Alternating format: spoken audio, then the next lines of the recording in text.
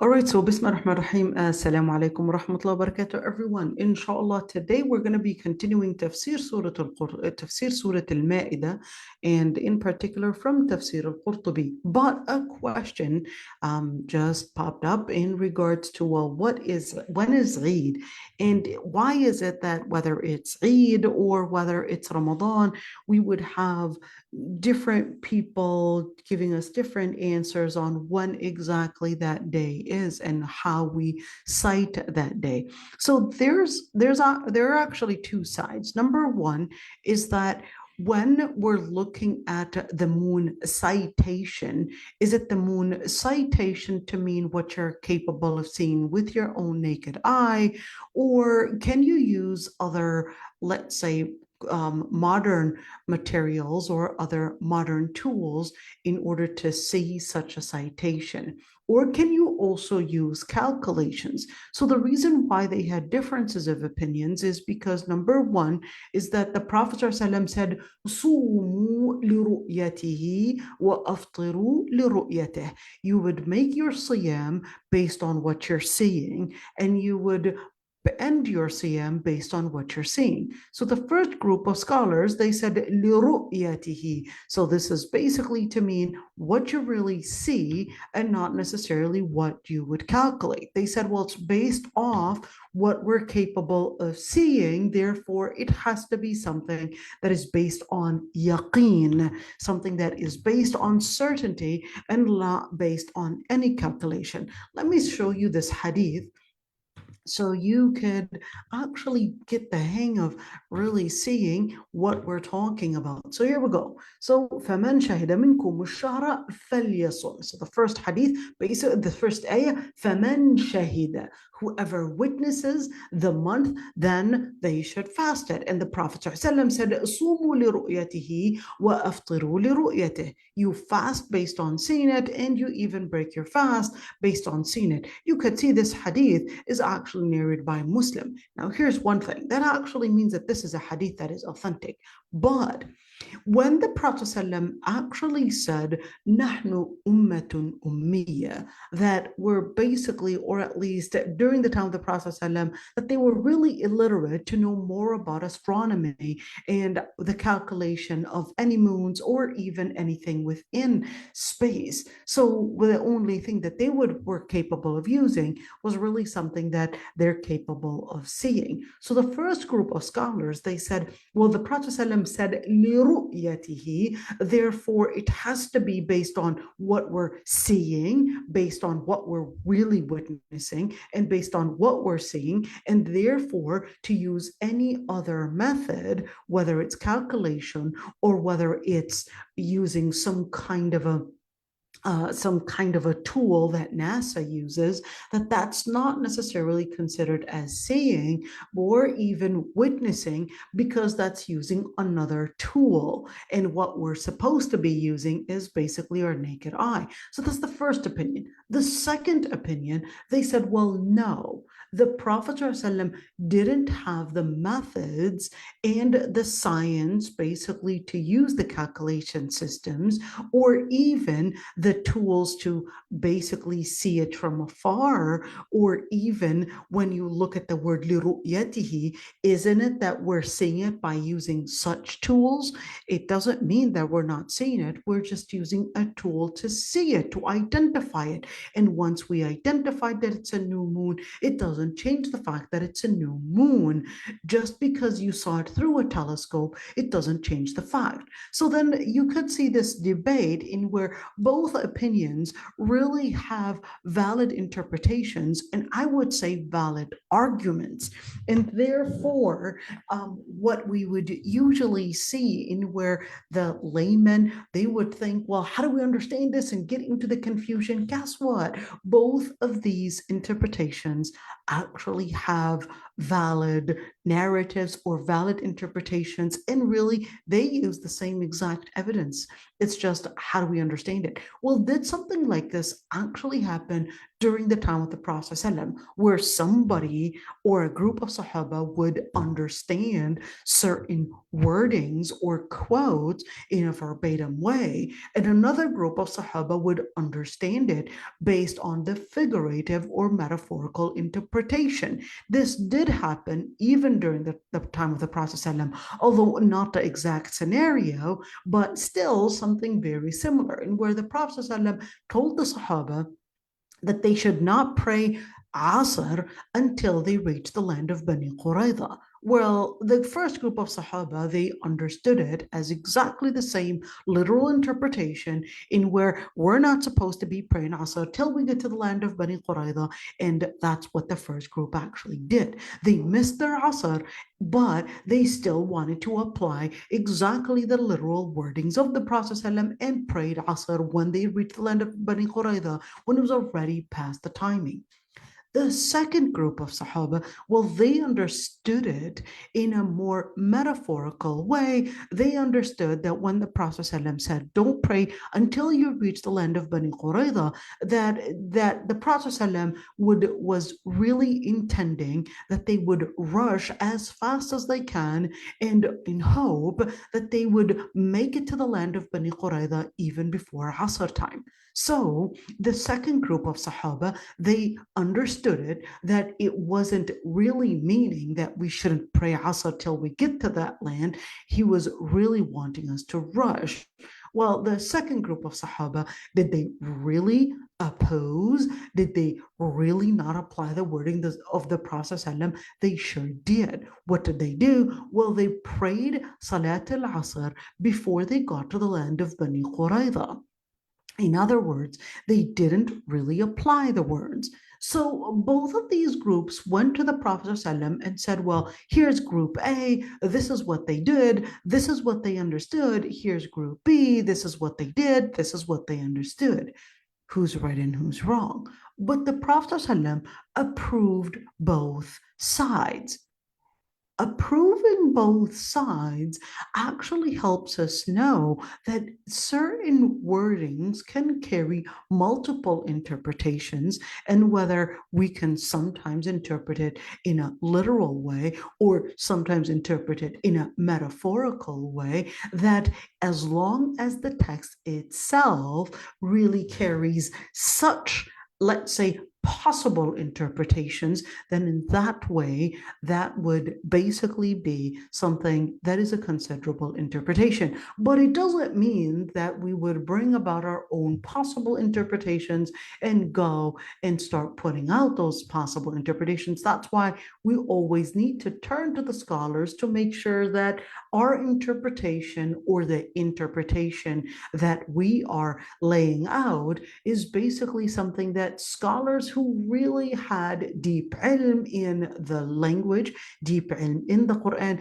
deep language in Sirah, deep knowledge in Sirah, deep knowledge in Hadith, is also helping and supporting such an interpretation. That way, we won't confuse those interpretations or even confuse what the words are saying by thinking that we're making our own interpretation, and hey, I can go and make my own. So that would be really dangerous, and that's why many had actually fallen in a fitna where they confused and thought that they can have a valid interpretation without them realizing that they actually had gotten far away from what the Prophet ﷺ or what the Sunnah or even what the wordings are saying. All right. So going back to our tafsir right there with Surah Al-Ma'idah, we were basically really at the first ayah. Believe it or not, we didn't even finish it. So let's continue with tafsir Surah Al-Ma'idah.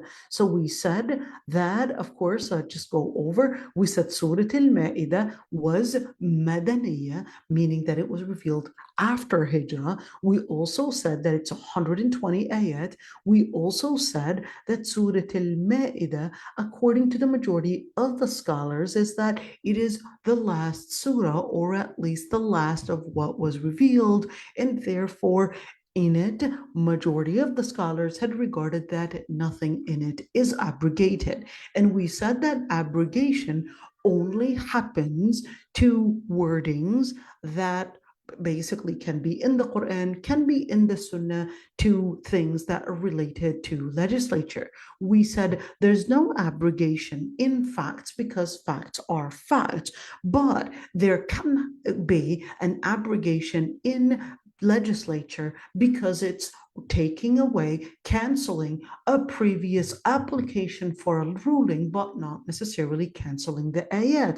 So we went in details in regard to some parts, and we said, Ya ayyuhalladhina amanu, and we said that there are different signs to help us know whether this surah is Meccan surah, i.e., that it was revealed before Hijrah, or Madani surah, i.e., that it was revealed after Hijrah. We also said that the Madani Meccan time was approximately 12 years and 9 months after, of course, al-Batha, which is when the Prophet ﷺ had become prophet. And we also said that the Prophet ﷺ stayed in Medina for 11 years. So we said 12 and 9 months, 12 years and 9 months in Mecca after Batha, and we said 11 years in Medina. We also said that the ayat that are Meccan are usually short versed, short ayat, because the people were not ready to listen. We also said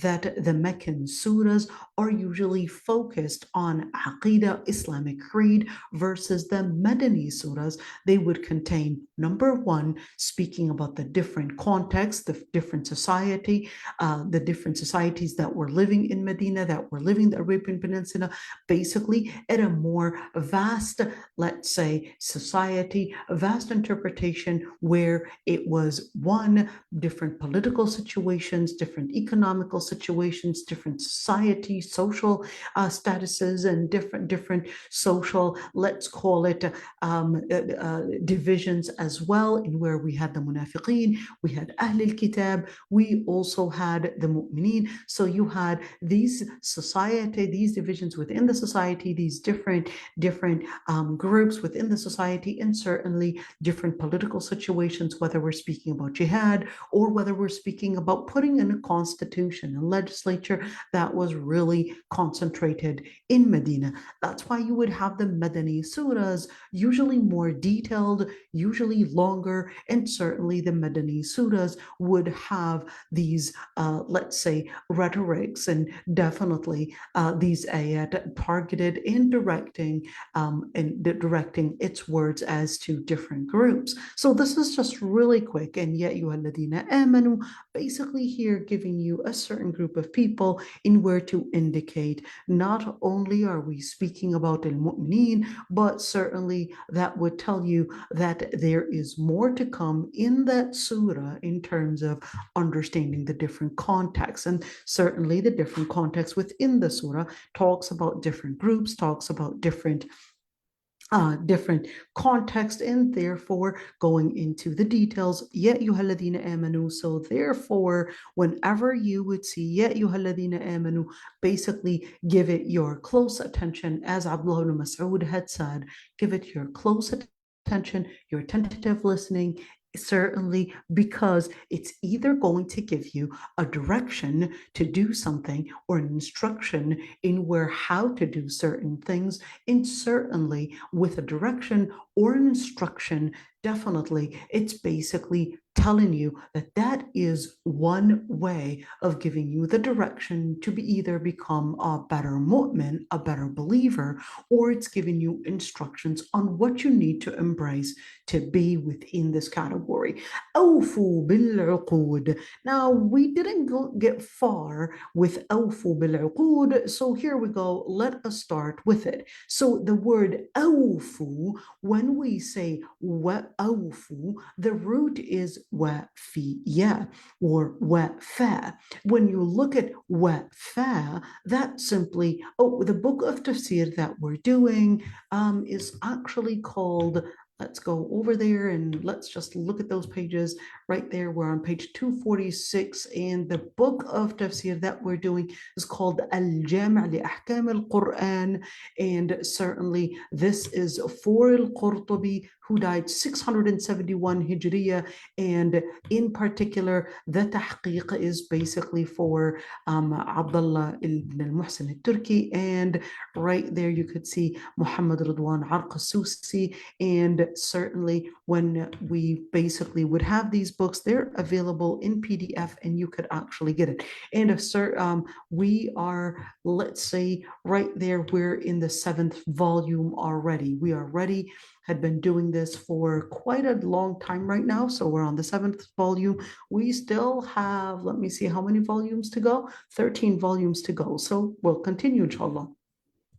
All right, so when we say wafiya or wafa or awfa, what that word means is to be committed. It really means to be committed. So when we say wa'awfu bil-uqud is really to mean to be committed. So here we go. Awfu bil-uqud, of course, the word awfu is in a plural tense, in where awfu, speaking to the believers, that you have to be committed to what? Al-uqud. Now the word aqada, I want to take you to this word, in where the word aqada. Let's put the word aqada and really explain a couple things here. When you look at the word aqada, the word aqada really means to tie something. When you're tying something, that's basically al-uqda, the knot, K-N-O-T.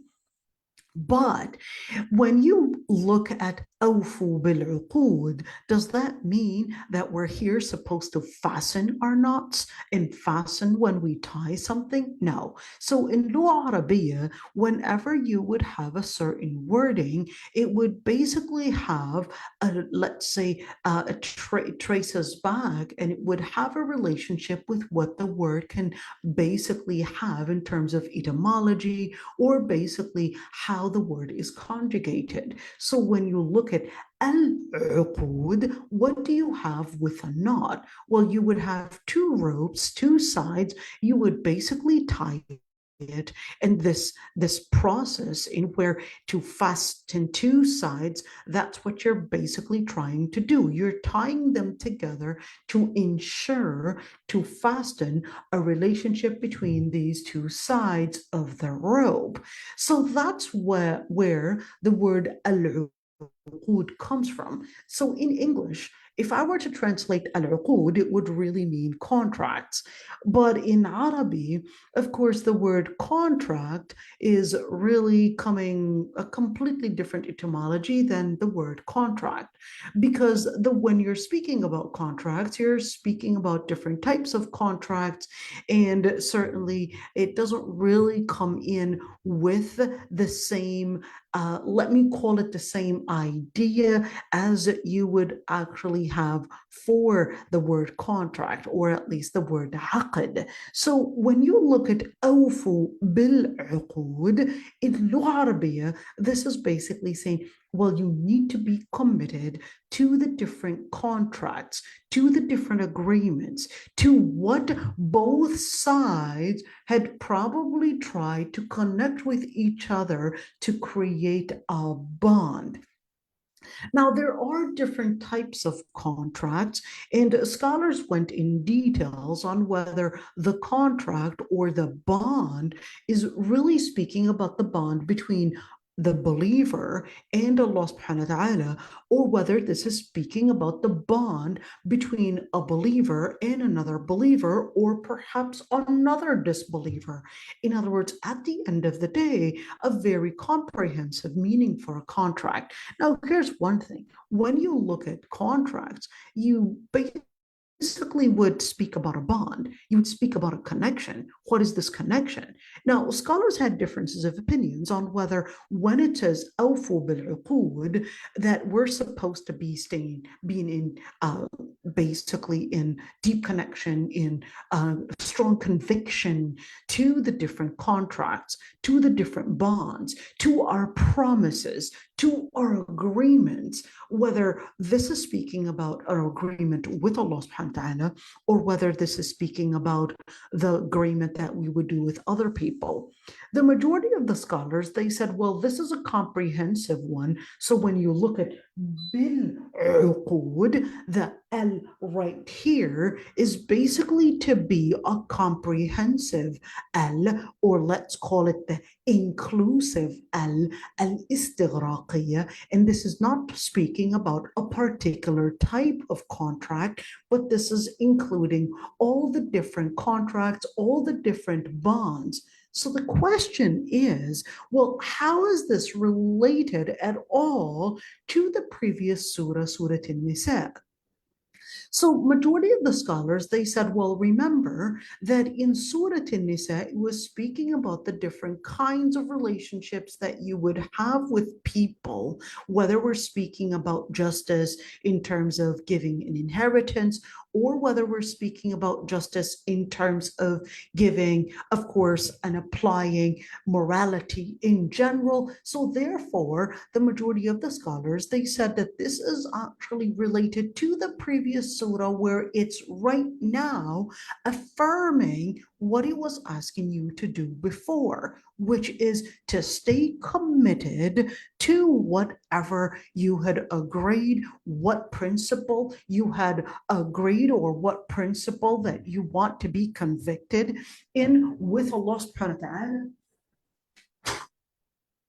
in whether you're applying the rules, the principles of Allah subhanahu wa ta'ala, or whether you're applying a promise, you're fulfilling a promise that you had promised somebody. So here, when you look at awfu bil uqud, basically the uqud between you and Allah subhanahu wa ta'ala, and between you and the people. So between us and the people, what types of contracts are we really talking about? So when you look at the different types of contracts in Islam, you do have certain contracts in where the contractor agrees to complete a project for a set of price, basically right there, and where you've got a service, you would have a fixed price and I would pay you for doing that service. So that's basically in where we can have a contract where we're really signing an agreement, and we could also have a contract where it's not necessarily signing a particular agreement, but it's basically here where an implied contract. We're going to a restaurant, and just by you going into a restaurant, even if you didn't sign any particular paper, you basically would agree that if you were to take from that food, that would mean, whether you like it or you don't, that there's an implied contract. I'm offering you a service. You come into the restaurant, you would recognize that this basically means there's a certain contract that you're going to pay for the service that I'm giving you. Same thing when we're speaking about other types of contracts in where we're agreeing not necessarily on a particular labor, or sometimes on particular goods. You're buying items, you're buying goods. At the end of the day, is that we had agreed. Do the contracts have to be verbal? Do we have to say, I accept, I take, I want, here's how much money, etc.? Or can I just go to the store? It says, for example, $50. I didn't say a single word. They've got these machines that I could scan on it. I'm scanning on that machine and basically swiping my card, and then I'm just walking out. Is that necessarily a type of contract? So there are certain things in where it doesn't necessarily have to be two people, but even with al-urf, or even with the whole idea of having, let's say, a certain culture in where it is basically helping us understand that we're agreeing to something, we're accepting something, or we have the choice to reject, in where majority of the contracts are uqud lazima. What does that mean? When we say aqd lazim, this actually means both sides are supposed to be committed. So therefore, in order for us to have a contract, we're basically saying that both sides, basically, one, you agree to give me the services expected, and I would agree to basically give you the payment or the compensation expected. Now, a lot of this is basically laid out in al-urf, or in the culture, in where it becomes something that you would have to apply, you would have to agree to basically comply with it, because this is part of being in justice. This is part of being fair. This is basically part of reimbursing, of course, whether it's for the goods or whether it's for the services. And in case of dispute, you always have to remember that you have to awfu bil-uqud. In case of dispute, that's when we would go to the judge, or we would go to somebody that can basically say, well, this is what this person paid for. You didn't really comply with what was expected from you, and you didn't comply, etc. And therefore, to resolve the dispute. Resolving the dispute could be in where it could be the one responsibility, or it could be a shared responsibility, or it could be one side being responsible entirely. So that's when we would basically have the qadi judging. So when you're looking at awfu bil-uqud, there are different types of contracts in Islam, and the different types of contracts are basically like I had mentioned before. So let's look at al-uqud. Al-uqud, basically الربوط, basically the knots right there, in where we could have, you could see right there, in where, whether it's in Sharia, or whether it's in, basically, whether it's in sales, or whether it's in rent, or whether it's in marriage, or in divorce, or even in certain agreements, or probably certain types of fixed contracts, or even cost reimbursement contracts, or even time material contracts, or even unit price contracts, bilateral contracts, and of course, express contracts. All of those, or implied contracts, simple contracts, or formal contracts. So all of those are basically different contracts that even in Islam, Allah subhanahu wa ta'ala had regarded that it is part of faith that you would basically fulfill, and have that conviction in where you would apply the contract, you would basically fulfill the promise exactly the way that you would fulfill, and you were asked to fulfill the contract that was between you and Allah subhanahu wa ta'ala. A contract between me and Allah subhanahu wa ta'ala. When did that happen? How did that happen? Remember when Allah subhanahu wa ta'ala said, وَإِذْ أَخَذَ رَبُّكَ مِنْ بَنِي آدَمَ مِنْ ظُهُورِهِمْ وَإِذْ أَخَذَ. Let's lay out that ayah for you. Let's see that ayah so you could actually see it and actually relate to it. وَإِذْ أَخَذَ رَبُّكَ مِنْ بَنِي آدَمَ مِنْ ظُهُورِهِمْ وَأَشْهَدَهُمْ عَلَى ذُرِّيَّتَهُم وَأَشْهَدَهُمْ عَلَى أَنفُسِهِمْ. Let's look at that ayah. وَإِذْ أَخَذَ رَبُّكَ مِنْ بَنِي آدَمَ مِنْ ظُهُورِهِمْ ذُرِّيَّتَهُم وَأَشْهَدَهُمْ عَلَى أَنفُسِهِمْ أَلَسْتُ بِرَبِّكُمْ قَالُوا بَلَى شَهِدْنَا أَن تَقُولُوا يَوْمَ الْقِيَامَةِ إِنَّا كُنَّا عَنْ هَذَا غَافِلِينَ. I don't remember any of this. What does it mean anyways? When your Lord Almighty had taken from the backs of the children of Adam his own basically ذريتهم, his own offsprings, and he made them witnesses upon themselves. Am I not your Lord? And they said, verily you are. We are witnesses to this.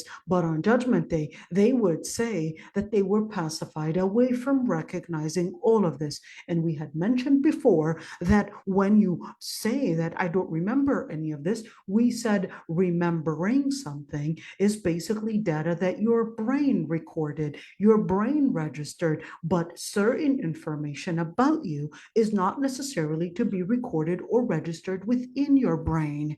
That what your brain restores is basically the information, the data that it had come across with time, or at least understood it in a cognitive way. Certain information about you, certain information about your past is basically not necessarily restored within your brain, but it can also be restored as important information about you, even within your DNA. So this is a type of information that is restored about you, whether you are aware / whether you are intellectually aware, or whether your brain recognizes it or not. It's a fact about yourself. So therefore, when we look at this ayah right there, أشهدهم على أنفسهم ألست بربكم قالوا بلى شهدنا, this type of shahada, this type of witness, this type of recognition is not necessarily what was restored in your brain, but what was restored within your fitra. Within your fitra, fitrat Allah التي فطر الناس عليها, the creation that Allah subhanahu wa ta'ala created you in, basically as part of your instinct, as part of your nature, as part of your DNA, as part of what is within your making. So therefore, when you look at that, أوفوا بالعقود, that would simply include whether it is part of your nature to abide by the principle between you and Allah subhanahu wa ta'ala, or whether it is to abide by the principle of what you had promised the other person. When you look at that, I want you to look at that in where when you look at the different types of contracts, we would basically, here we go, in where basically the one where it would be an agreement between people in where we would agree for a trade-off, whether it's services or whether it's goods, whether it was implied contract or whether it was a formal contract. At the end of the day, it's basically agreeing to a certain, let's say, to a certain promise, whether it's to give goods, to give services, or even not necessarily goods or services, exactly like marriage and divorce. It's basically agreeing to be in a specific bond, in a shared relationship, in a shared, at least, interest in where she's got something, he's got something. We agree to live based on certain relationships in a certain way. And therefore, same thing, whether we're speaking about marriage or whether we're speaking about divorce, it doesn't have to be in where a contract to mean we're exchanging goods or services, but sometimes it can be where we would agree on, let's say, a certain wording, a certain responsibility, certain rights in where we would give one another in order to make up a relationship or to make some form of stable relationship. I'm looking for certain stability, you're looking for certain stability. We both have certain things that we have to share with one another, but in order to make such stability happen, or at least be something that we're capable of reaching, we would basically agree to certain bylaws. Certain bylaws are basically one method. So when we say أوفوا بالعقود, this is a general statement, but it would also include not only the general contract, but this would also include the bylaws within the contract on what we would both agree on. This is also including the bylaws, the details, the intricate details that we had basically promised to be in. Now, the other part in where what is within Sharia, in where as a Muslim, you had agreed, you had basically believed that Allah subhanahu wa ta'ala وَمَا خَلَقَتُ الْجِنَّ وَالْإِنسَ إِلَّا لِيَعْبُدُونَ. Let's look at this ayah right there. وَمَا خَلَقَتُ الْجِنَّ وَالْإِنسَ إلا ليعبدون ما أريد منهم من رزق ما خلقت الجن والإنس إلا ليعبدون. Let's look at this ayah because this is extremely important for us to see. وما خلقت الجن والإنس إلا ليعبدون ما أريد منهم من رزق وما أريد أن يطعمون. Let's look at this ayah. Here we go. سورة الذاريات وما خلقت الجن والإنس إلا ليعبدون. The reason why Allah subhanahu wa ta'ala, why He created al-jinn or even human beings is really exclusive for ibadah, to worship the Lord Almighty. But the word worship is a lot more comprehensive than ritual, because worship is to basically be more comprehensive in where you're applying ritual, you're applying principle as Allah subhanahu wa ta'ala had asked you to apply. So when we speak of principle, we're speaking of the definition of justice, we're speaking about morality, we're speaking about the different ways in where you live your life, in where Allah subhanahu wa ta'ala says, مَا أُرِيدُ مِنْهُم مِّن رِزْقٍ وَمَا أُرِيدُ أَن يُطْعِمُونَ. What Allah subhanahu wa ta'ala created you for is not necessarily to spend your time at getting a job or working or trying to pay your bills, but Allah subhanahu wa ta'ala is the one that gives and basically provides with the provisions. He's dhul quwwatil mateen. He is the one that is all powerful and certainly the one that had fixated everything. So therefore, what we need to do is really turn to the Lord Almighty in how we would relate with Allah subhanahu wa ta'ala in terms of ritual and in terms of principle. And that's what the comprehensive meaning and the definition of ibadah is to include. So when you look at right there in where obedience to Allah subhanahu wa ta'ala, in whether it is something that you had put on yourself or whether that it is time to do it, such as Hajj, in where it's a specific timing, it's a specific place, it's basically something, if you are right now basically having and you have the necessary means to go for Hajj, whether the physical means or financial means or whether transportation, then in that situation, you would be obligated to go for Hajj. Let's see another type in where fasting, a certain designated time for fasting. Therefore, it is upon you, it's a conviction upon you in where it becomes awfu bil-uqud. It's a conviction when you had done your shahada, you recognize that you want to be committed in how you would apply the pillars of Allah subhanahu wa ta'ala. Same thing, certain convictions that Allah subhanahu wa ta'ala didn't put on you, but you put upon yourself. You had basically promised Allah subhanahu wa ta'ala that you would have a certain conviction. You asked and you put it upon yourself exactly like when you would basically put a nadhr or even al-ayman. What is that? It's an oath.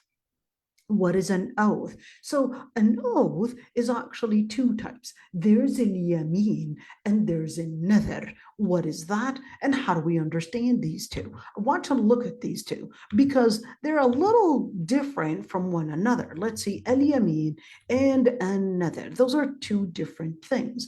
Al-yamin, it can actually come in three different forms. Number one, there's al-yamin in where we spoke about that before, so I'm not going to go in details with it. Al-yamin, in where I made an oath. And what kind of yamin? Al-yamin al-munaqida. I basically, look at the word munaqida, comes from the aqd right there. Al-yamin al-munaqida, in where I am going to be convicted with that oath that I did. Why? Because Allah subhanahu wa ta'ala, I put him as a witness. What is yamin munaqida? I made an oath by Allah that I will do such and such. Or yamin munaqida, you came to me and you said, hey, were you the one that ate my cookies? So in that situation, if I had eaten your cookies, I'm basically supposed to be honest and say, well, I ate your cookies. But let's say I was afraid that you might tell on me that I ate your cookies. So what would I basically get shaitan telling me? Just say that you didn't and get away with it. So the other person recognizes that I was basically ready to lie to get away from trouble, thinking that I can cut a corner and get away from trouble. So she basically says, make an oath that you didn't eat the cookies. So I basically said, Wallah, I didn't eat the cookies. This is a yamin ghamus. This yamin munaqida.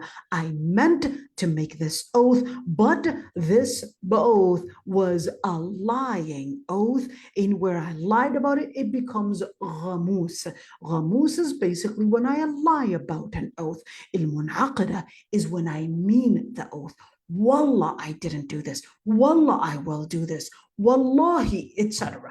And of course, il-yamin al-munaqida, if you make this yamin and you're not committed with this yamin, then in that situation, you would have to pay an expiation. This expiation is basically called al-kafara. The expiation is not necessarily where, yeah, I would go and here we go, feed 10 poor people or fast 3 days. No, it would be feeding 10 people. And if you can not afford feeding 10 people, it's supposed to be before feeding 10 people. It's supposed to be freeing a slave, but we don't have slaves now.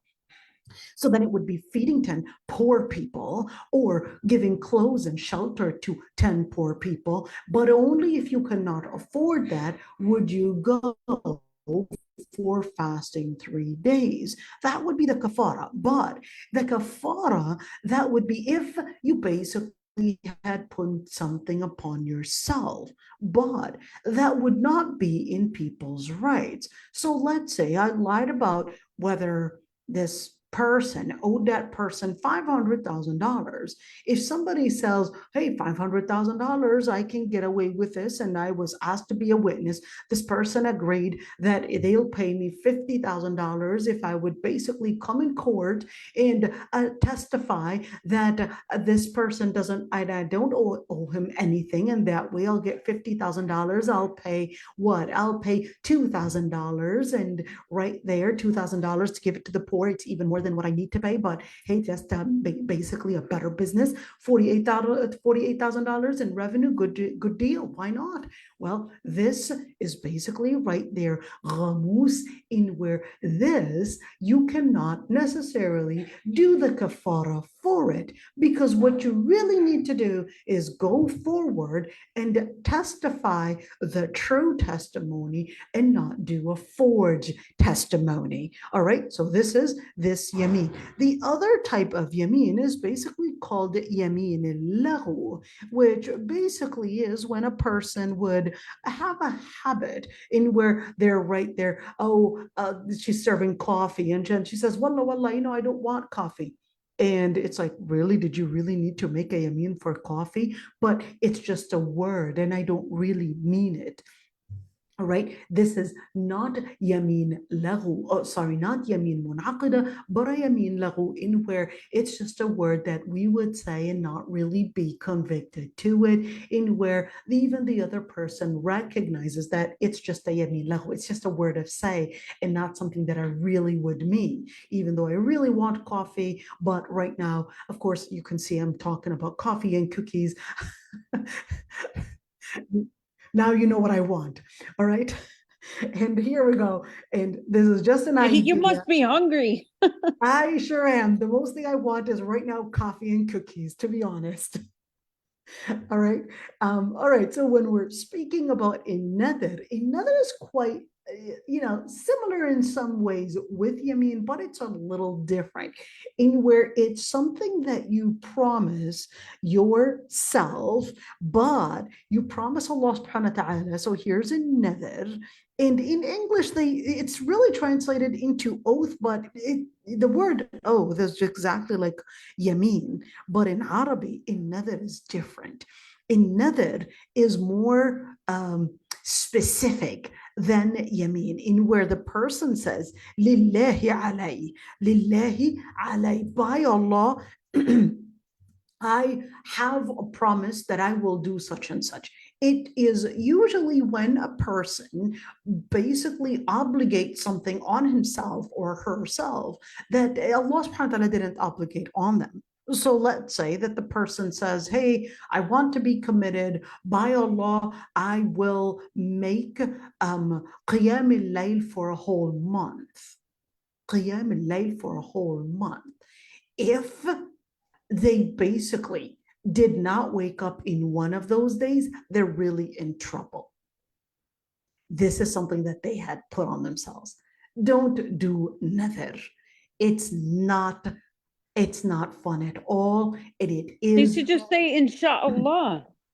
If you say inshallah, that basically nullifies the nadhr, and therefore, even if you're not completely committed to it, you could. And of course, inshallah, that basically would mean you don't have to be as committed. All right. So, inshallah would basically bring in that exception. That's a good one. All right. But there's another type of nadhr, which basically is called a nadhr al-mashrut.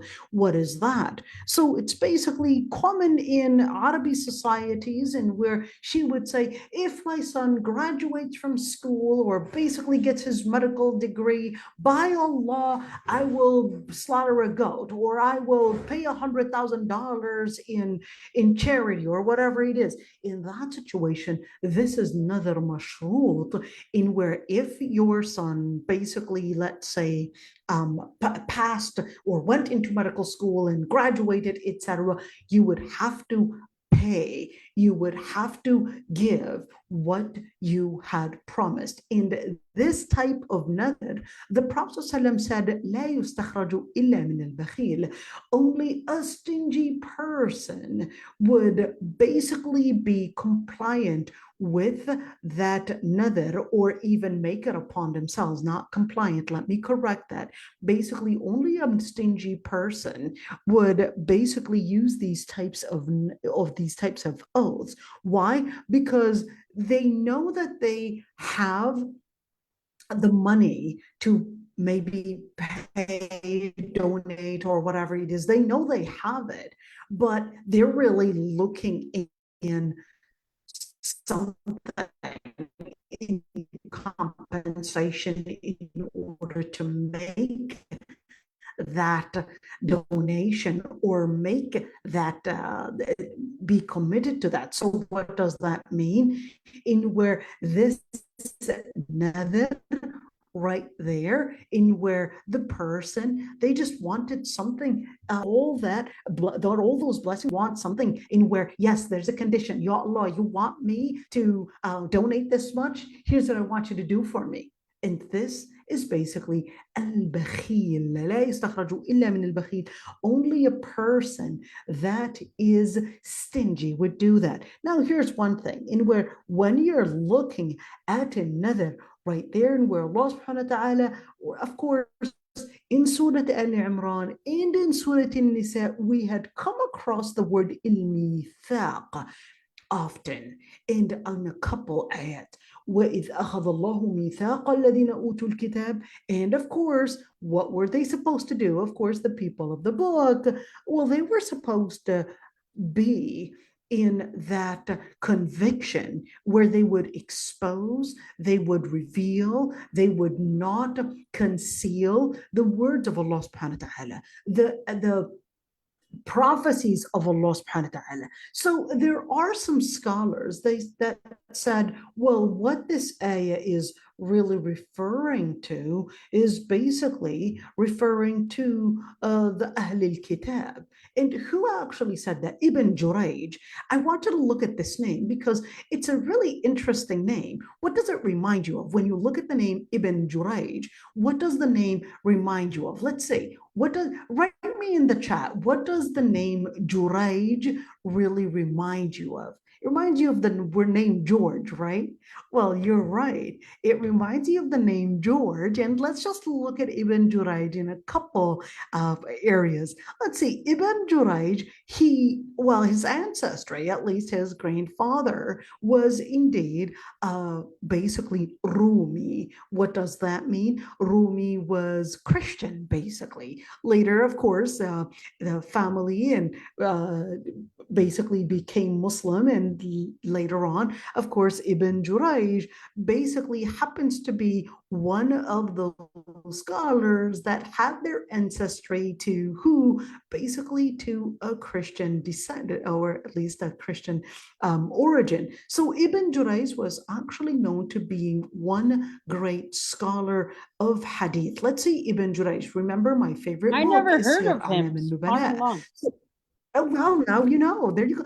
I think as Muslims, we really do a really bad job. We mentioned that before. We really do a bad job in really bringing out those scholars or those people that had become Muslim, that became great scholars, whether they were a Jewish origin or a Christian origin. So let's look at Ibn Jurayj.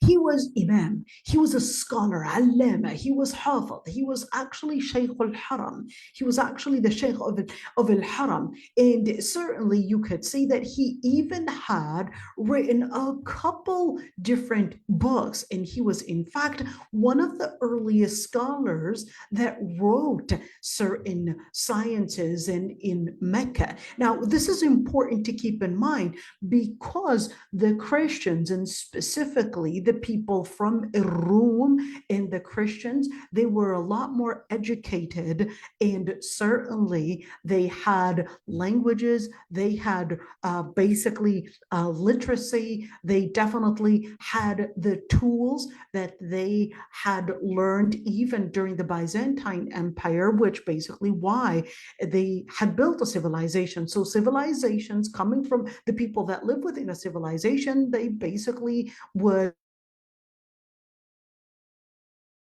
educate their populace. And Ibn Jurayj, he basically had learned and brought in his information, the tools, the expertise that he had learned from being Rumi, brought it with him and used it to document ilm in Mecca, to document what? And to document Islamic ilm. I want you to look at that. That's where Ibn Jurayj, and of course, he basically learned from Ata ibn Abi Rabah. Ata ibn Abi Rabah was basically known, who died 110-year Hijrah. He was actually known to being one of the most important scholars in Mecca. Ata ibn Abi Rabah was actually a young boy, a slave boy, who his master, female slave, on a day during Hajj, just announces right there publicly and says, I'm freeing this boy because she saw in him that he was a very intelligent boy, so she wanted him to be committed to seeking ilm.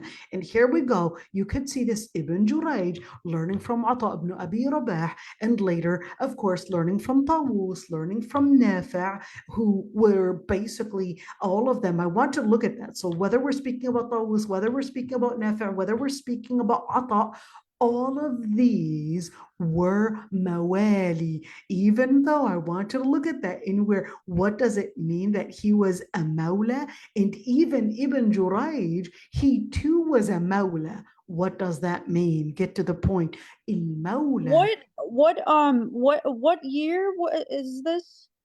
It says the CE, but I just wonder, does it We'll say get to it. We'll get to it. Don't worry, we'll get to it. Okay. So when you look at Mawla, the word Mawla simply means an ex-slave. So they were slaves that were freed, and these slaves, believe it or not, because they used to be slaves and they had direct, close relationships and even lived in the homes of a lot of the Sahaba, they basically became some of the best scholars. So here we go, this Ibn Jurayj, he later even became a scholar in Qira'at and basically took all this ilm from all these scholars. Let's see, when you look at all of these scholars, it's really important to just recognize the ilm that they had. Now, here's one thing. Let's look at this. Now, here's one thing is that you can see, here we go. Yes, you could see Wikipedia not necessarily a reliable resource, but I love how they would put in these dates. These dates are really important to help us know what date are we talking about, and as they most of the times they actually do a really in bringing about basically laying out those dates and helping you know. So he was born 80-year Hijriya and he died 150-year Hijriya, which basically tells us he lived in two dynasties. He lived during the Umayyad dynasty, which ended 132, and he also lived in the Abbasid dynasty, which ended 656 Hijriya. Now, this is important because, of course, the political authority gives you, let's say, different types of contexts in where it does actually have its influence. So you will see, of course, the information and sometimes even the tools being used differently. All right, so why did we get into Ibn Jurayj and wanted to get into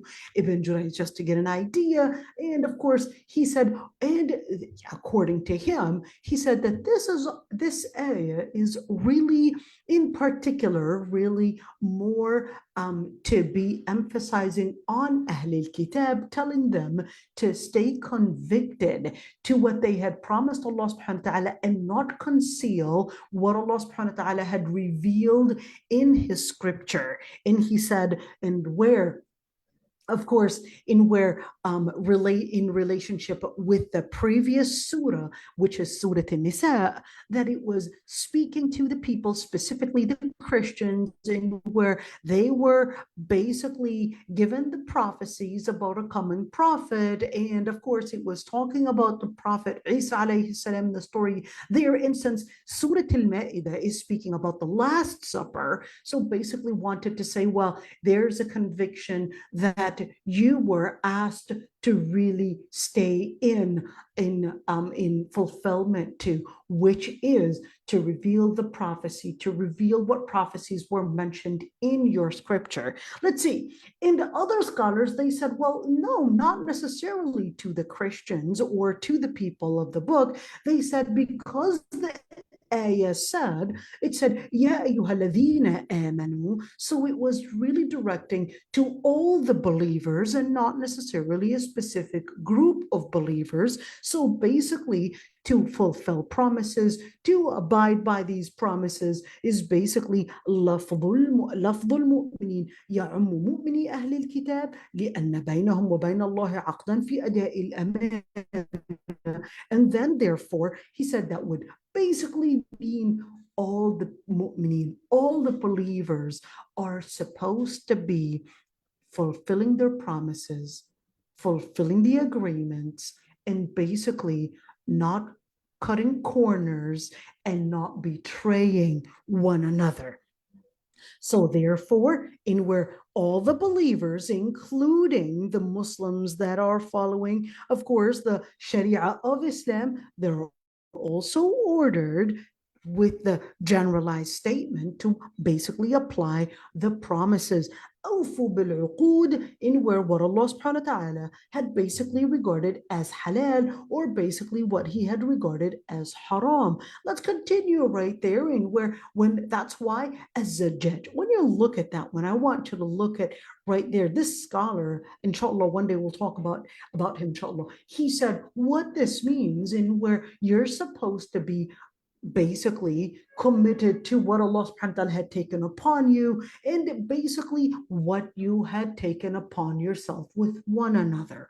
In other words, the agreements that you had promised one another. And all of that would basically be in the generalized statement. And al-Qurtubi comments, and he said, well, that is actually more accurate. In other words, that's more likely to be the interpretation in where it is not directed at the people of the book, but this is actually directed at all the believers, that they should be committed to their promises, that they should be committed to their agreements, and that they should be basically in strong conviction with what they had put upon themselves and with what Allah subhanahu wa ta'ala asked them to do, or what they put upon themselves and agreed upon with other people. But here are a number of different things.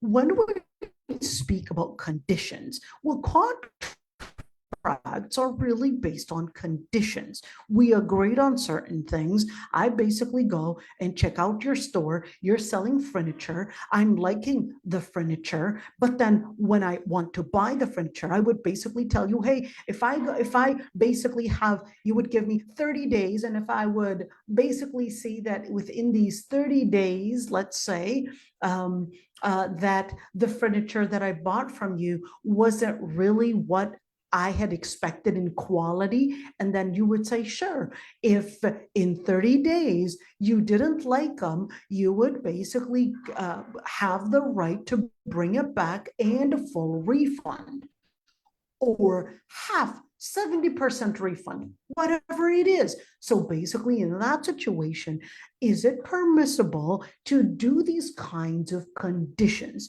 30% refund, 70% refund, or basically, can we actually say you can try it for a month, you could try whatever it is? What types of conditions can we put upon ourselves? Are these conditions at all permissible or not? I want you to look at these hadith right there. Here's the first hadith. Number 1. كل شرط ليس في كتاب الله فهو باطل وإن كان 100 شرط. Let's see.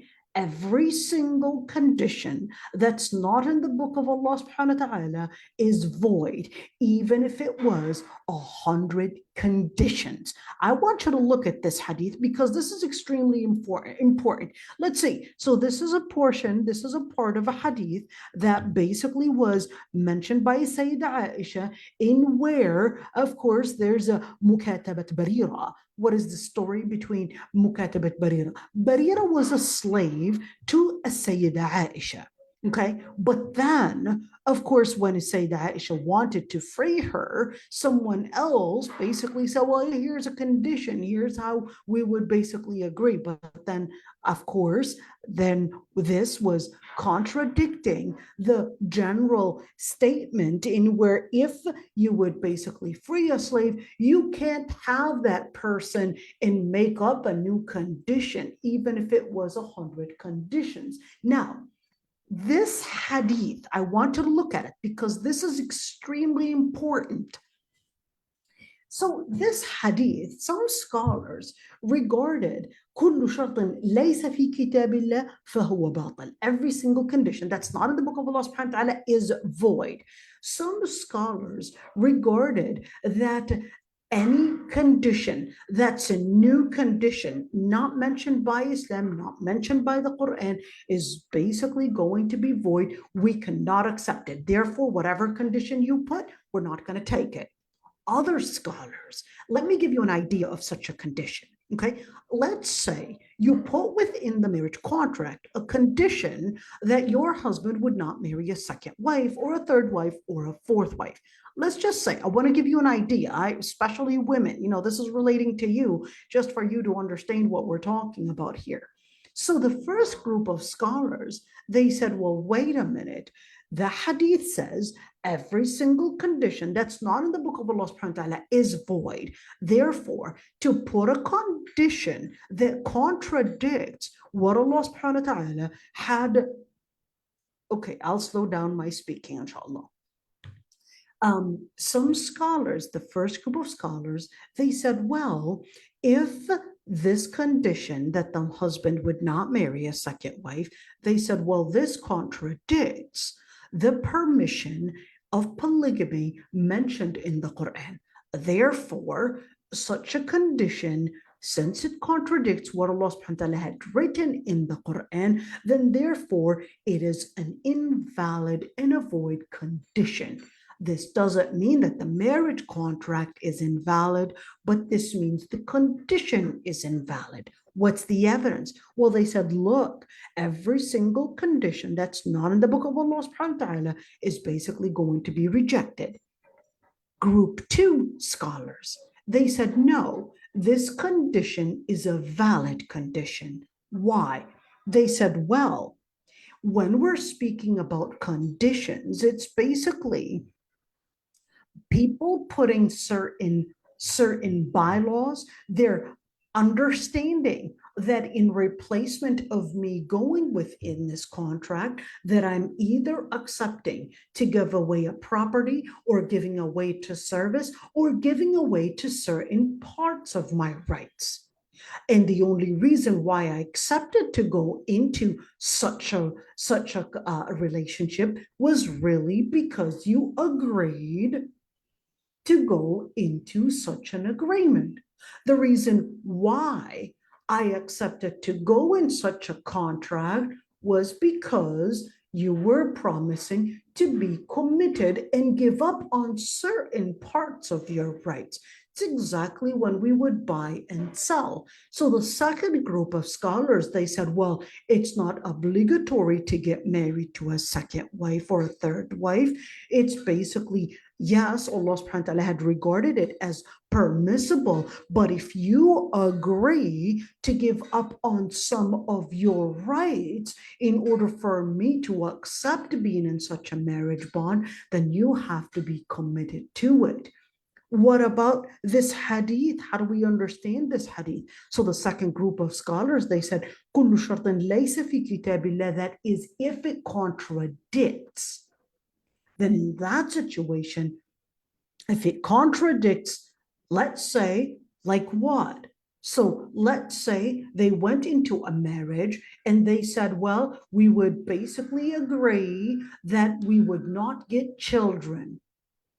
Well, this is not what the purpose of marriage is for. The purpose of marriage was to reproduce, was to make family. So therefore, this is a condition that would contradict what was in the book of Allah subhanahu wa ta'ala, whether to contradict the wordings or whether to contradict the purposes of the contracts themselves. So they said, this is an example on what would be against the book of Allah subhanahu wa ta'ala, even if it was 100 conditions. So not just by making it 100 conditions, thinking that you are fortifying here your rights.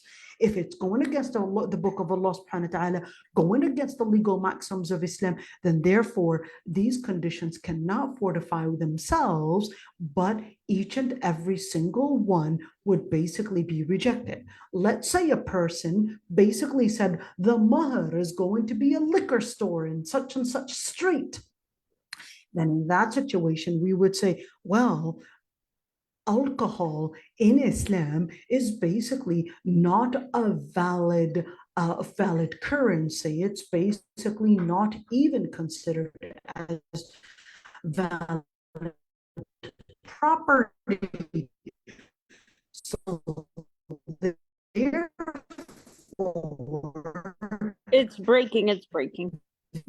this is that type of mahr would not be something that the man would basically have to, or even breaking, Nura? The connection was going. Sorry. Oh boy. Let's see if this is going to be better, inshallah. Yeah, it sounds like it's a better connection now. Okay, yeah, I opened up a door. Okay. So when we say كل شرط ليس في كتاب الله فهو باطل, just an idea of what might actually happen in where sometimes people would come to me and say, well, we made this condition and now he's saying something else. Now is this, and now there's a different interpretation. So now I want you to just see how scholars had these differences of opinions and just an idea of how sometimes even the scholars can view these ahadith and interpret them differently. Let's see another hadith that is directly related here. المؤمنون عند شروطهم, that the believers are supposed to be committed. Here we go. Here's the hadith. المؤمنون عند شروطهم, that the believers are supposed to be committed with what? With basically their conditions.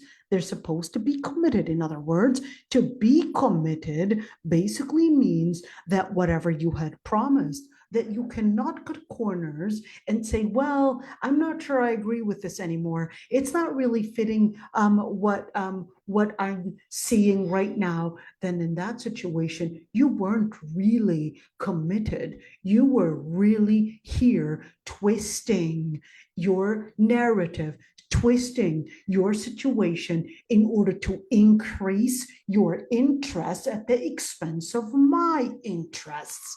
Then in that situation, this person did not basically comply with what Allah subhanahu wa ta'ala had told us to do, because Allah subhanahu wa ta'ala says, Ya ayyuhalladhina amanu awfu bil'uqud. Oh, you who believe, you have to be committed to the promises that you had made.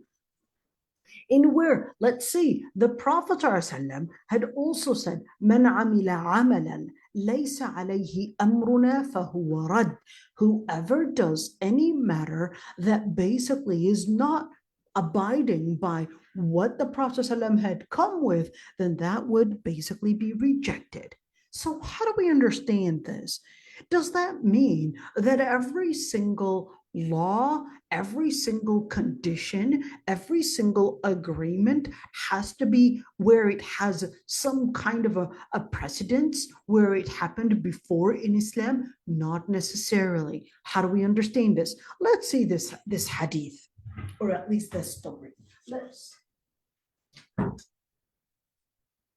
So, Ibn Ishaq. Who's Ibn Ishaq?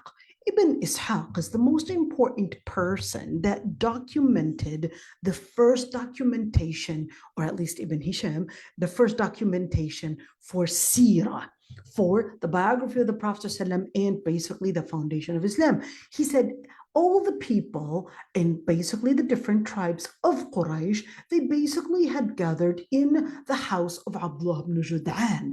Abdullah ibn Jud'an was known to be a very important figure, a very rich figure, and a chieftain. In fact, he would even buy slave boys and free them. He even bought Suhaib al-Rumi, and even though he wasn't Rumi, but he was called that way because he was kidnapped by the Byzantine soldiers, kidnapped from Iraq, taken to Bilad al-Rum, the Byzantine Empire, and there he lived. But then he was sold again to basically to some people in Mecca, and there Suhaib al-Rumi, Abdullah ibn Jud'an, sees him and basically frees him. So it wasn't just Suhaib al-Rumi, but there were multiple. But Abdullah ibn Jud'an, they basically had gathered, the people of Quraysh gathered in his home, and they agreed that if they were to find in Mecca anybody that is abused, anybody that is facing injustice,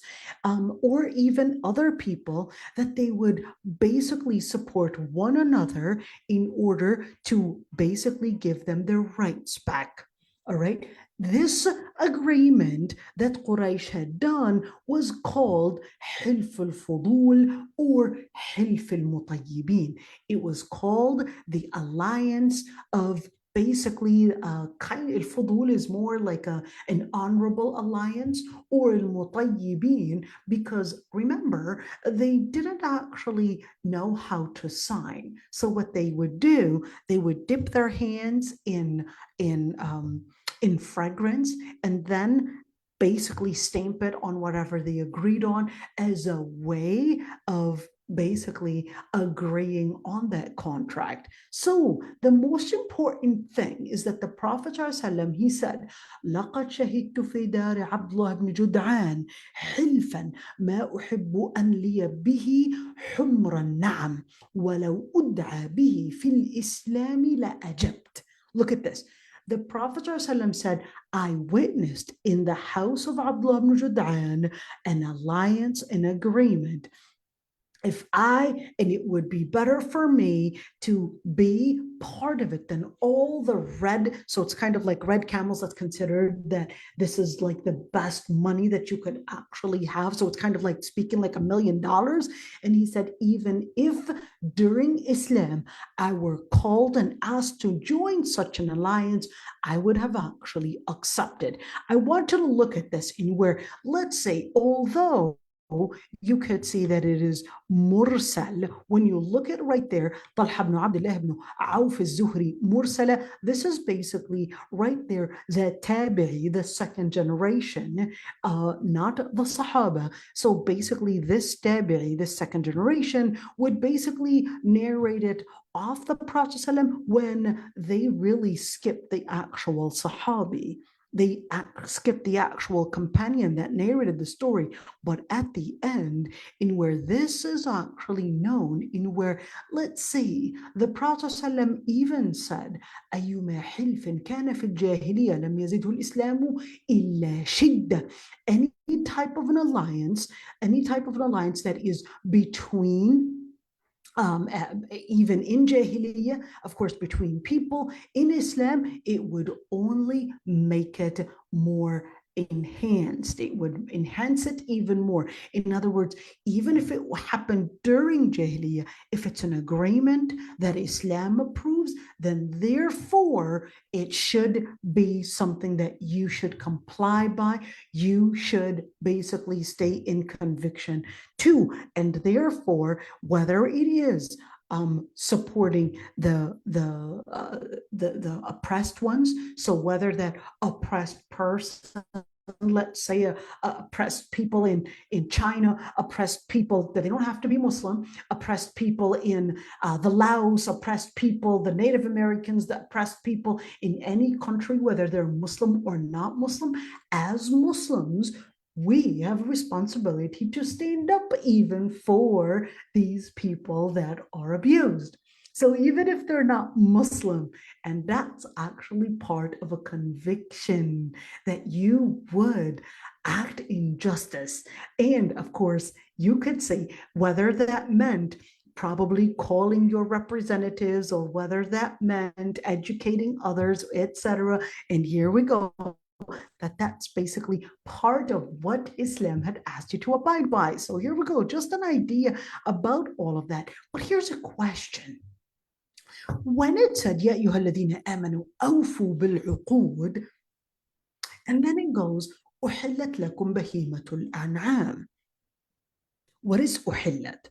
Uhillat means it was regarded as permissible. Al-bahima is usually wild animals, and what an'am? Al-an'am is usually the animals that are not wild, but animals that are cattle, camels, goats, sheep, and cows. So basically that's what an an'am is. How is that related at all with uqud? What does food have to do with contracts? إِلَّا مَا يُتْلَى عَلَيْكُمْ, except what was basically recited upon you. غَيْرَ مُحِلِّي الصَّيْدِ, when, of course, you would not transgress the limits of hunting while you're in a state of ihram. إِنَّ اللَّهَ يَحْكُمُ مَا يُرِيدُ. What does this basically have to do with this? How is it at all relevant? So when you look at all of this, it's important to recognize that certain ayat in the Quran, they would be in parables. What does that mean? So although the ayah was telling you, أوفوا بالعقود, that there you have to be in conviction, but then it told you that, listen, yes, you may think that there's so much to abide by, that there's so much that you're supposed to be committed to, that it's more than what you can handle. Allah subhanahu wa ta'ala gives you a parable and tells you, listen, أحلت لكم بهيمة الأنعام. In general, you were basically given the permission to consume certain animals. What does that have to do with anything? Well, what Allah subhanahu wa ta'ala is telling you is that everything is supposed to be halal unless proven otherwise. So therefore, if you would think that the Sharia is putting too many restrictions on you, you've got it wrong. The restrictions are actually limited, exactly like the limitation of what you're limited to not eat. Exactly the same idea, that what you're limited to not, or what items you're not supposed to be eating are basically limited. So in general, behemothil an'am, you're given the permission to eat from the different an'am, the herbivore animals, basically. In the behema, basically those are the things that you're not supposed to be consuming, the carnivores. But إِلَّا مَا يُتْلَى عَلَيْكُمْ. So basically, Allah subhanahu wa ta'ala had told you that there are certain things, only specific things, that Allah subhanahu wa ta'ala had regarded as prohibited. But the majority is actually permissible. In other words, to think that all of this is more than what you can handle, whether it's a conviction or whether it's a promise between you and Allah subhanahu wa ta'ala, or a promise between you and the people. Keep in mind, exactly like food, everything is supposed to be permissible. Only a few items that are limited items are regarded as not permissible. And where and what are these items? إِلَّا مَا يُتْلَى عَلَيْكُمْ. You were basically given the instruction, يُتْلَى عَلَيْكُمْ, in where? Let's look at this one. So أُحِلَّتْ لَكُمْ بَهِيمَةُ الْأَنْعَامِ, right there, in where it's basically asking for al-khitab here. The wording is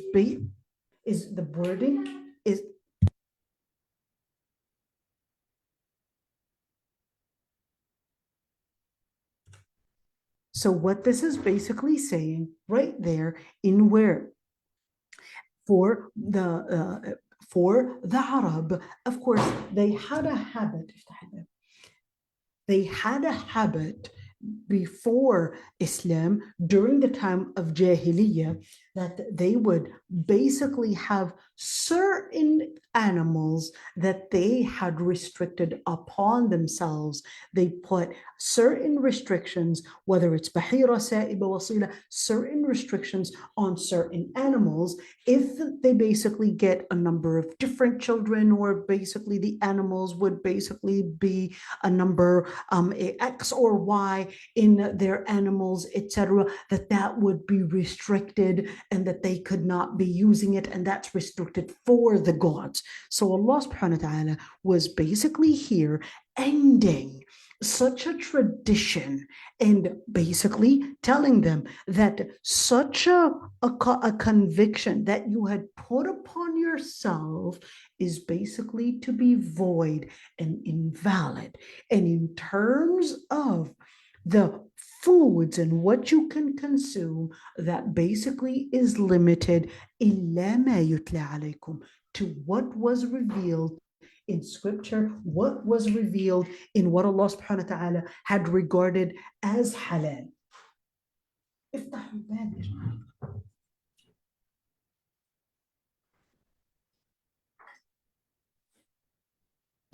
So إِلَّا مَا يُتْلَى عَلَيْكُمْ, in we're limited only to what was revealed in the Quran or in the hadith that it is restricted to particular things. What are al-an'am? So when you look at al-an'am, بهيمة الأنعام. البهيمة is basically supposed to be anything that walks on four. Well, البهيمة could basically, here we go, anything that walks on four is basically speaking about, it's referring to anything basically cannot speak, cannot understand, basically is called bahima simply because it is not processing ideas, basically has no intellect. Al-an'am, on the other hand, where does it come from? Al-bahima comes from the word mubham and anonymous or ambiguous, in where everything to this animal is ambiguous, anonymous, they don't understand anything. Al-an'am is basically exclusive to al-ibal, camels, cows, and sheep. And the reason why they were called an'am, the word na'im, it basically means soft. So they were called an'am because they're soft in the way that they walk. They don't walk with force. They don't walk with full pressure. They're basically lenient in their walk. Their gaits are really slow. They don't have, of course, this force and power to be like cheetahs, for example, or even when we're speaking about maybe other animals that are probably using some form of force in some form of violence, etc. They don't have that. All right. And in An'am, Allah subhanahu wa ta'ala said that basically within them, Allah subhanahu wa ta'ala created them for warmth, basically for different benefits that we can have, and certainly to carry our belongings, and of course, to basically use in whether it's using its wool, whether it's using to build homes, whatever it is, and all these different areas. The most important thing in where Bahimatul An'am is basically here for a person that is in a state of ihram. Now we go into a very, very specific thing here. What is وَأَنْتُمْ حُرُمْ أَمْ غَيْرُ مُحَلِّي الصَّيْدِ وَأَنْتُمْ حُرُمْ. So generally, a person that is in a state of ihram. What is a state of ihram? When we speak about state of ihram, that would basically mean a person that is basically going to Hajj or Umrah. I want you to look at this. In where, what is a person doing in a state of ihram? What does that mean? When they're going to Hajj and Umrah, there are certain things that they're not supposed to be doing. And of course, during their stay for Hajj, there are certain things. This is basically al-haram. This is the area that they cannot do certain practices. What are those practices? Number one, they cannot cut their hair while they're in a state of ihram. When does state of ihram really start? State of ihram starts when the person goes for al-miqat. Let's go for al-miqat here and actually start with al-mawaqit. There are 5 different mawaqit. Let's look at them really quick. So you've got these 5 different mawaqit. Once you're going to Hajj or Umrah, you would basically start with a certain area, in where this is called al-miqat. What is al-miqat? Al-miqat is basically going to be the place that you're going to be starting the official place for Hajj or Umrah. So that would be called al-miqat. And every single miqat, you could say it's in 5 different locations. Every single miqat, it depends on where you're first landing to start your Hajj. So what are the things that a person cannot do when they're in a state of ihram? Let's see. Number 1, you are not allowed to cut your hair or even shave. What's the evidence? وَلَا تَحْلِقُوا رُؤُوسَكُمْ حَتَّى يَبْلُغَ الْهَدْيُ مَحِلَّهُ. And do not shave or cut your hair until you basically are in a state of completing your practices of Hajj or Umrah. Number 2, cannot use fragrances, whether it's on the clothes or whether it's on the body, or even use anything that is fragrance during the time of ihram. Even if the person dies, they should not be using fragrances. Even if that person were to die, they would basically be washed with water and sidr. It's a type of herb. And then they would basically be coffined and shrouded with basically the clothes, the garments, that the izar and rida, which basically, let me show you what that looks like. So izar, and here we go, the izar and rida, basically with, here we go, this is what the man would be wearing, but not the woman. Sorry if the man would be wearing something like this, but the woman would basically be in her official clothing, in her own clothing with hijab. Okay, so what are the other things? Basically, any type of intimacy or even foreplay is also not permissible during ihram. Number 5, hunting, and specifically hunting in where we're speaking about wild animals. Anything that is within the area that we had shown earlier, where that is considered as within al-haram, that the area within al-haram, that would be considered as impermissible to kill anything in it, or to even hunt anything there, or even hunt at all if they're in a state of ihram. Can you slaughter a chicken? Can you slaughter a goat? Yes, you can slaughter, because that's not considered as hunting. Okay, so that's not considered hunting. You can slaughter a chicken, a goat, and those animals, but not. Oh, okay. I didn't. Subhanallah. Yeah. Yeah. So, I didn't. but not hunting. So just to keep that in mind. All right. And same thing, of course, you're not permitted to break down any trees within al-haram itself. So anything that is within hudud al-haram, you basically could not, of course, within all these boundaries. What is that for? It's basically to bring about that training for us. Number 3 is basically to dress in for men, whether you're dressed in a shirt, a t-shirt, pants, turbans, all of the, or even shoes. If it's sewn, you cannot wear it as a man. For a woman, it's basically considered that it's permissible for you, because that contradicts you basically uncovering in the clothes of ihram.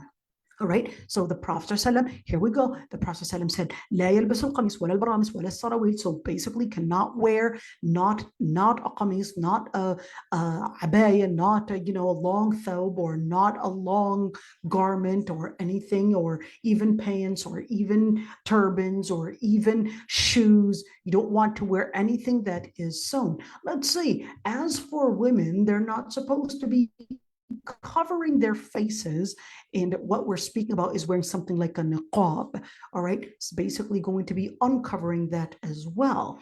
All right, so this is just an idea of what we're going to be doing during ihram. Now, the word ihram for the person going on hajj or the person going on umrah is different than al-ashhur al-hurum. What is al-ashhur al-hurum?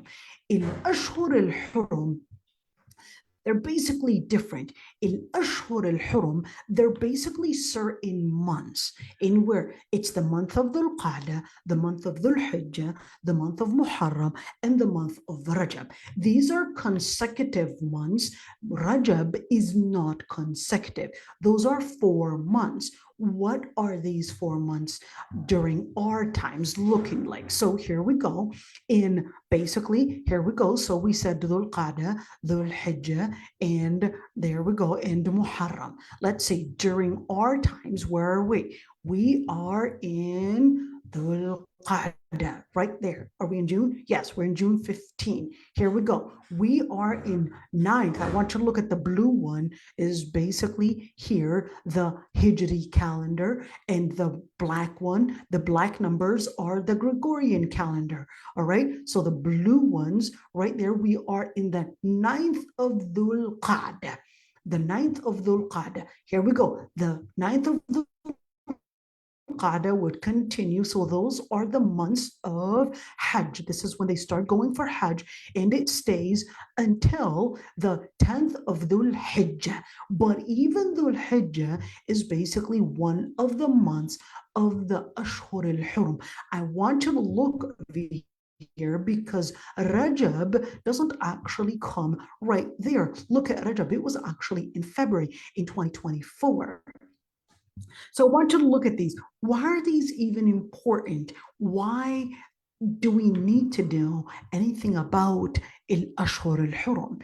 Because during the month of al-Ashhur al-Hurum, number one, the Prophet ﷺ actually said, let's look at this hadith, that Allah subhanahu wa ta'ala had basically created the earth and the skies, and that everything right now, basically, here we go, that when Islam had come, basically brought about the way in, let's say, the numbering and the dates based on how Allah subhanahu wa ta'ala created the first early times, in where there are 3 consecutive months, the Qa'dah, al-Hajj, al-Muharram, and Rajab is basically in between the month of basically Jumada and Sha'ban.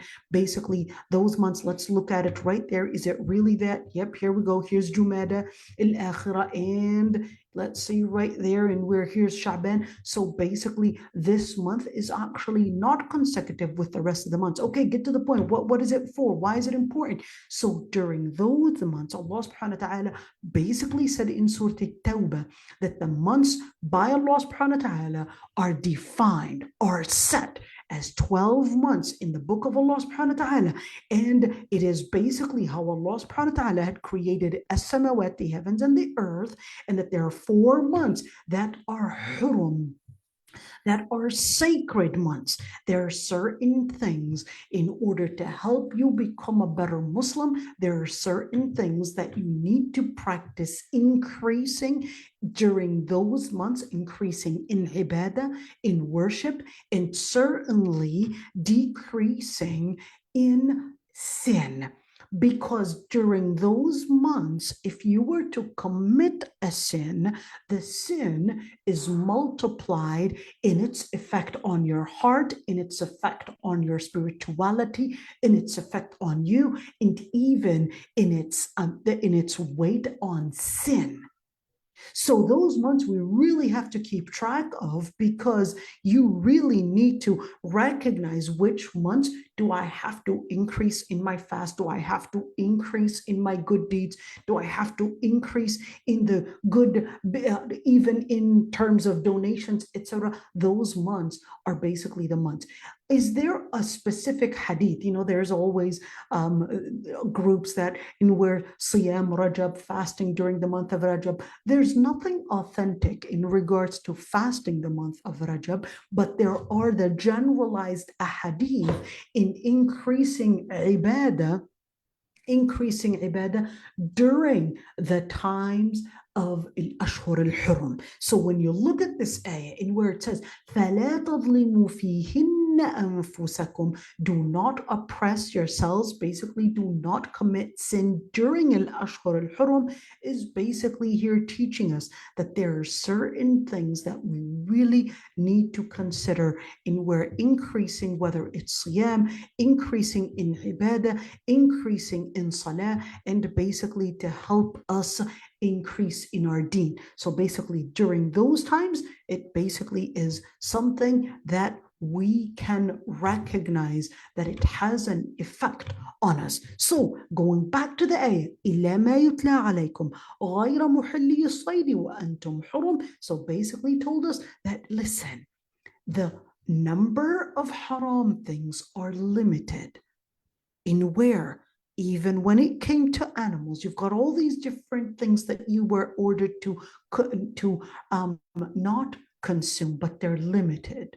إِلَّا مَا يُتْلَى عَلَيْكُمْ. They're very limited in where it was mentioned by the Quran and Sunnah, and or when you're in a state of ihram, when you were basically prohibited from hunting. And in the end, the Lord Almighty, He is the one that decrees the different regulations, because He is the one that created the heavens and the earth. Therefore, he would be the one that Allah subhanahu, that he is the one that would basically have the right to assign what is permissible and what is not permissible. A couple things to say here. When you say إِلَّا مَا يُتْلَى عَلَيْكُمْ, someone might say, well, مَا يُتْلَى عَلَيْكُمْ to really mean what was revealed in the Quran.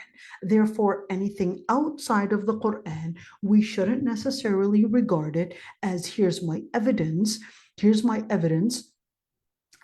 to prove that it affects the person, or here's my evidence that that it is halal, because the Quran doesn't say any mention about it. So here you want to keep in mind إِلَّا مَا يُتْلَى عَلَيْكُمْ to mean what was recited in the Quran and the Sunnah.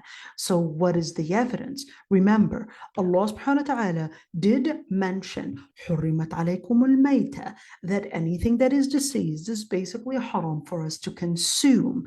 But then we also had the Prophet ﷺ say وَكُلُّ ذِي نَابٍ مِنَ السِّبَاعِ حَرَامٍ, and every animal that has a canine tooth and from basically the carnivore animals is basically haram for us to consume. So if somebody were to claim, well, all we're going to be going back to is the Quran and not necessarily Sunnah, so basically he said we would respond and we would say everything that the Prophet ﷺ had basically mentioned and taught is basically from the book of Allah subhanahu wa ta'ala.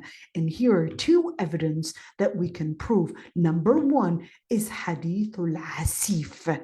And Hadithul Asif, what is the story behind Al Asif?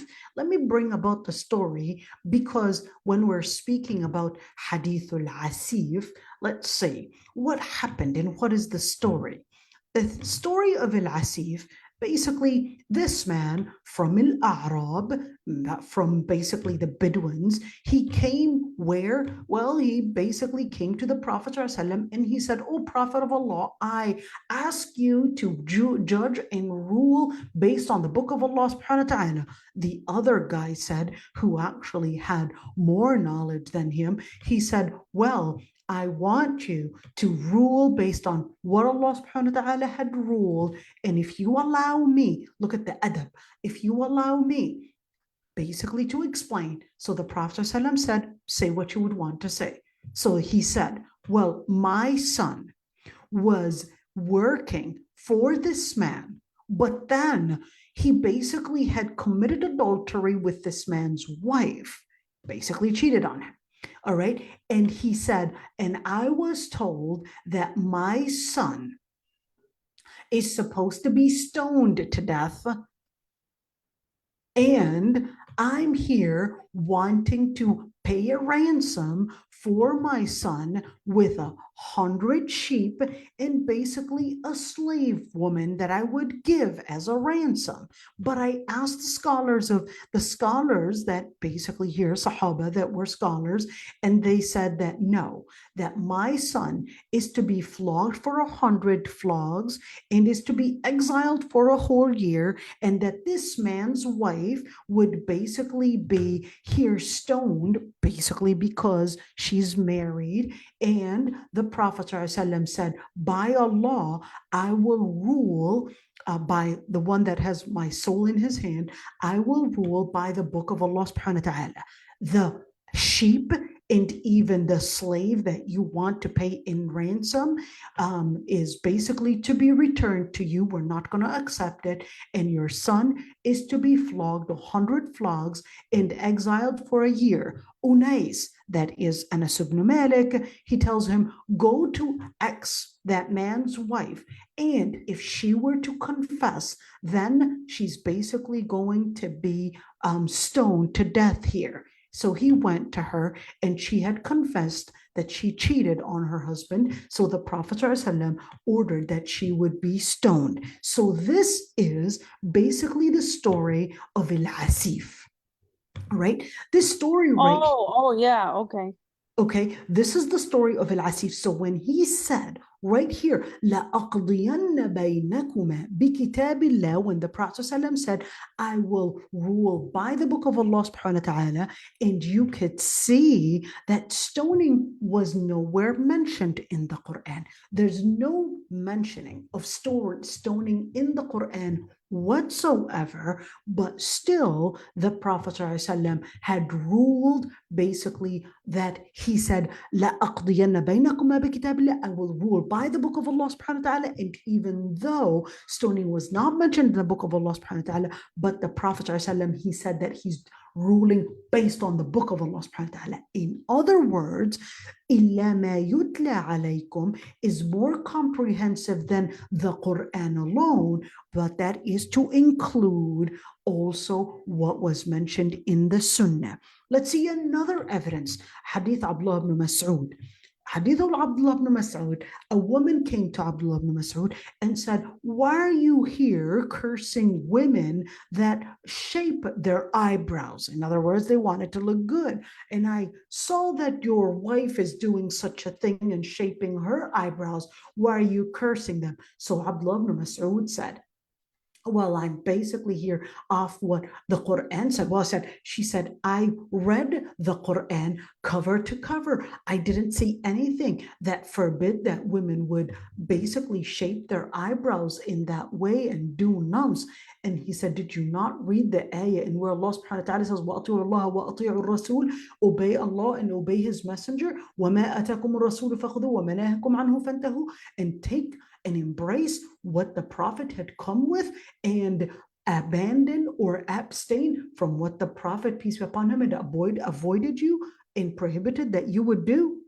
And that was the response to that woman. So therefore, when you look at وَمَا أَتَاكُمُ الرَّسُولُ فَخُذُوهُ وَمَا نَهَاكُمْ عَنْهُ فَانْتَهُوا, that would mean إِلَّا مَا يُتْلَى عَلَيْكُمْ, to mean whether it's the revelation in the Quran or whether the revelation on the Prophet ﷺ. So therefore, to recognize when we speak about halal consumption of food or whether halal agreements and contracts, we would go back to Quran and Sunnah to understand what Islam really says and what Allah subhanahu wa ta'ala really says. So this is just of course, because we're right there going beyond our time. So I will end right here, inshallah, and we will continue tomorrow, even though we're not supposed to continue tomorrow, but because we have makeup days to do, because when I was traveling, so we'll continue tomorrow, inshallah. And any questions, I'd be happy to answer. Let's see. The sister is saying, I like you said that it affects our sin on your heart and is magnified, need to be more conscious, inshallah. That's exactly it, right? I mean, it's extremely important to recognize, they would, a lot of times they would use the horoscopes to say, well, hey, this is what's going to happen to you, etc. So Allah subhanahu wa ta'ala is telling us that when it comes to certain things, when we're looking at months, for example, al-Ashhur al-Hurum, there are certain practices during certain times of the year, its impact on our heart, its impact on our spirituality, and its impact on our body is actually magnified, it's multiplied. The impact is basically going to be harder, stronger, and certainly more, whether it's a good deed, it's going to be, let's say, more having a better impact on your heart. And if it's a bad deed, it's going to have a worse impact on your heart. So those months, we basically have to learn how to find those months and basically have to revive those Ashhur Hurum to recognize what months do I really need to increase in ibadah and decrease in sin because of its impact on me. So give up on those horoscopes and embrace the whole idea of al-Ashhur al-Hurum or even al-Ashhur al-Ibadah, and in order to help you recognize. It's really sad that we don't usually speak about al-Ashhur al-Hurum. Only the Sufis would speak about that, and it's not supposed to be exclusive on the Sufis because this is something that you could see in the Quran itself. You could see that it's in the Ahadith, so we really need to revive all of that. Let's see. Could you please differentiate sugarcoating words versus toning it down to sound less intrusive? Like phrase, let them hear what they want to hear. I also notice people saying protecting yourself, and I wouldn't prefer attachments due to past childhood experiences of moving houses and losing friends. Applied that to myself and somehow helped me since I'm very affectionate, but noticed myself caring less about people. Does the word protecting myself is it individualistic? How should a Muslim think in regards to attachments with people and unrelated? That's a very comprehensive word. I think Dr. Rania Awad would have a better answer to such a question than me, but I will answer the question, at least a surface answer, and Dr. Rania Awad would definitely be a better person to answer that question than me. Who's Rania Awad? Just an idea. Rania Awad, she basically has a PhD in psychiatry, and also, mashallah, in ijaza in 10 qira'at, and mashallah, very intelligent woman. And so, I thought it was psychology. Is it psychology or psychiatry? It's psychiatry. Oh, okay. Okay. And I take psychiatry more seriously than psychology, sorry. And she had actually done a number of different researches in regards to Islamic psychology, Islamic psychiatry, and all these different areas and the relationships between those areas. So definitely, we would definitely have a better answer that she can give us. But I will just say in general, when we're dealing with people, it really differs from one person to another. So definitely, we don't want to be individualists, but at the same time, taking in consideration the way people might accept or might absorb such words is extremely important. Ali ibn Abi Talib had said, خاطب الناس على قدر عقولهم. When you want to speak to people, Ali ibn Abi Talib said, talk to them and direct your words in how they're capable of understanding the words, how they're capable of basically processing your words. So you want to keep that in mind. Are they prepared? Are they ready? Are they mature enough to understand and embrace your level of maturity, your level of words? How much are they, and what is the impact? What is the impact on that person? Because you might say something. I mean, hey, look at even the Sahaba. You had Abu Bakr as-Siddiq process certain ayat, let's say, at a deeper level than other Sahaba. When Surah al-Asr al-Nasr was revealed, Abu Bakr as-Siddiq understood it, that it was na'i, it was bring about an information that it was the end of the Prophet's mission. Other Sahaba didn't understand it that way. So that's why we vary in our ability to process, in our ability to understand different wordings. And we also vary in our emotions and how we are capable of embracing those things around us. So when you want to speak to people, I think that's important to keep in mind. How is that person going to process it? What are they really understanding? And at the same time, you really want to be, let's say, particular. You want to take in consideration how people and what the consequence is going to be in the way that person processes an idea. And that's why, Abdullah ibn Abbas, I think this is a very important thing to mention. Abdullah ibn Abbas, he had two men come to him, with the same question. The first one asked if there is any forgiveness accepted or repentance accepted for a person that had committed the crime of killing. And for the first person, he said there's no repentance. A second person comes basically just hours apart, and he said there is a repentance accepted. So the people that were attended were confused with the same question. You gave two different answers. And he said, well, the first person, you could see that rage is covering his face. He was ready to really commit the crime and think that he could get away with it. So I basically told him that there is no repentance at that time, because if I were to tell him that there is a repentance accepted, he's ready to commit the crime, and therefore he's coming in with the intention of wanting to commit the crime. In other words, he was deliberate, and that's why he gave him that answer.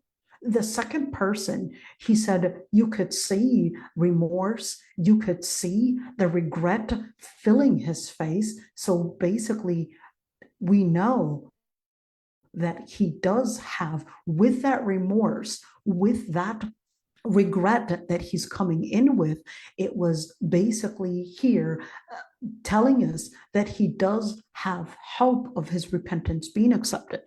So it was really the same question, but two different answers.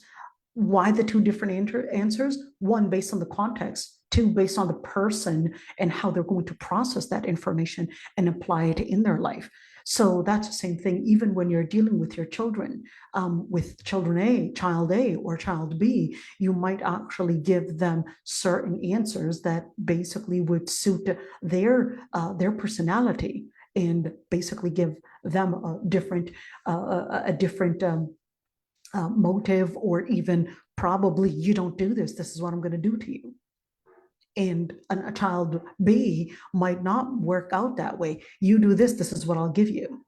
So two different kids, two different personalities, two different methods to use in order to bring about, let's say, a motive to do what is right. Some people come in fear, some people come in encouragement. And that's the same thing, in where to be a mentor is really to understand their psychology, to understand how we can bring about the best good within that person. Right, Dr. Rania Awad is a psychiatrist physician.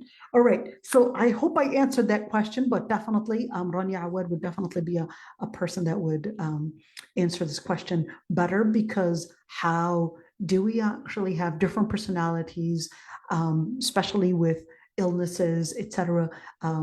Would be really interesting to hear her response. Any other questions, inshallah? This is it. Jazakumullah khairan. Barakallahu fikum. Inshallah, we will see you tomorrow, inshallah, for our makeup.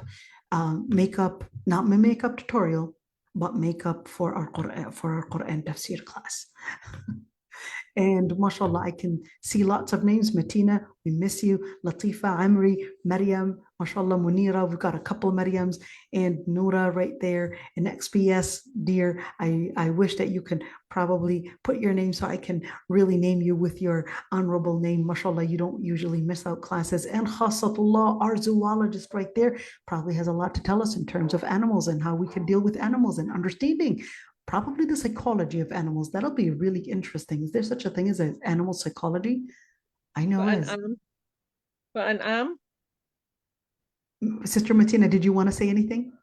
I said for she can tell us about an She could tell us about al-an'am, exactly, animal psychology right there. You know, Al-Arab used to actually consider, and it is quite true, I mean, there are some things in animals in where they can be shy, they can be fearful. Another animal might actually be, I mean, we had 6 horses, and one horse is a shy horse. Another horse, whenever they would be angry, they would squeeze you to the wall. Another horse, whenever they saw a certain person, they would approach them because they felt that they loved them most. So definitely, even with animals, they do share different feelings, exactly like human beings. And where even Allah subhanahu wa ta'ala actually said, وَمَا مِن طَائِرٍ يَطِيرُ بِجَنَاحَيْهِ وَمَا مِن دَابَّةٍ فِي الْأَرْضِ وَلَا طَائِرٍ يَطِيرُ بِجَنَاحَيْهِ إِلَّا أُمَمٌ أَمْثَالُكُمْ.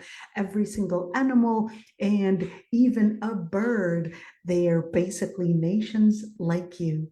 Very interesting. So inshallah, we'll continue tomorrow. And wa sallam ala Sayyidina Muhammad, and assalamu alaikum ورحمة الله وبركاته. Walaikum